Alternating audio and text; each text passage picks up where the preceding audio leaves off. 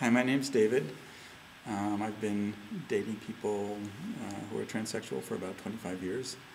But I'd like to tell you the story of how I first got involved with transsexual people, which was really quite by accident. I was in San Francisco late at night, and these two very attractive women were walking down the street in front of me, and all of a sudden they turned off the street into a hole-in-the-wall place that didn't have a sign or anything. And I thought for a second and turned around and followed them into this place and walked in and discovered a world that I knew nothing about. There were people performing on stage, all kinds of glamorous women in the bar, all kinds of guys hanging out, and I was blown away and intrigued and thrown off balance, and was sitting at the bar having a drink, and a woman came up and struck up a conversation with me, and she was very good at reading me as being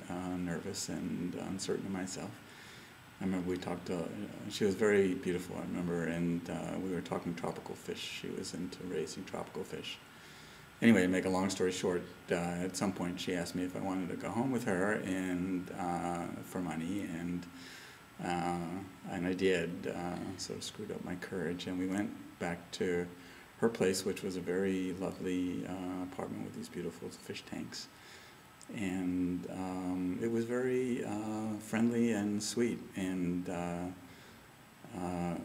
remember we each went down on each other, and she came, and then I came, and then she laughed, and she said, "There, that wasn't so hard, was it?"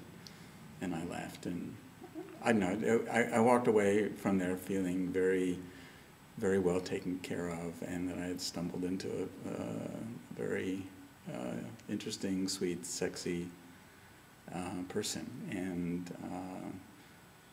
at that time I wasn't living in San Francisco, so I didn't get to go back to that bar very often, but I did go back from time to time, and over the years I've